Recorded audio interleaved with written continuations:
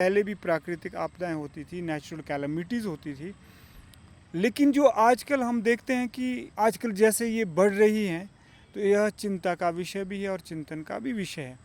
तो जो आजकल हिमाचल प्रदेश में हो रहा है, ये नेचुरल कैलामिटी भी है और मैन मेड कैलामिटीज़ भी है।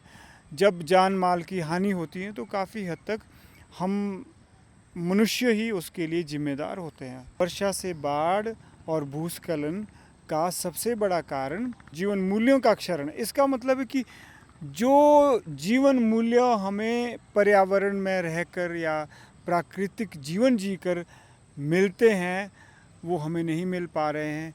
हमारा जीवन एकदम से अलग हो रहा है।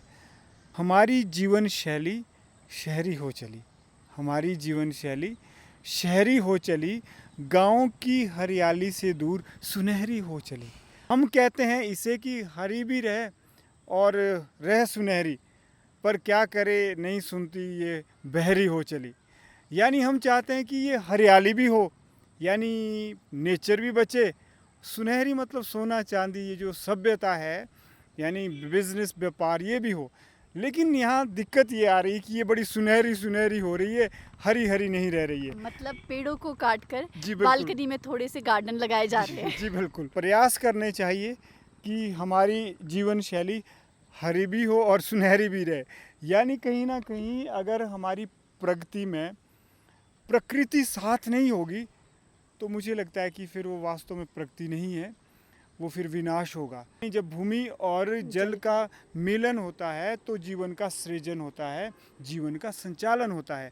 और जहाँ ये बाधा होती है, यानी जल के रास्ते में जहाँ हमारे शहर खड़े हो जाते, इमारतें सड़क ये सारी आ जाती हैं, तो जल ने तो अपना रास्ता ढूंढना ही है। और जब जल रास्ता ढूंढेगा तो प्राकृतिक आपदाएं तो आएगी आएगी। हम यह नहीं कह सकते कि ये जितनी भी प्राकृतिक आपदाएं आ रही है, हम ये नहीं कह सकते कि ये सिर्फ और सिर्फ मानव निर्मित आपदाएं या फिर प्राकृतिक ही आपदाएं। प्राकृतिक आपदाएं चलती रहेगी, लेकिन जब इसमें नाश होता है, विध्वंस होता है, जब इसमें जान माल की हानि होती है, तो कहीं ना कहीं मानव गतिविधियां, मानव का आचार व्यवहार संस्कार वही जिम्मेदार होते हैं।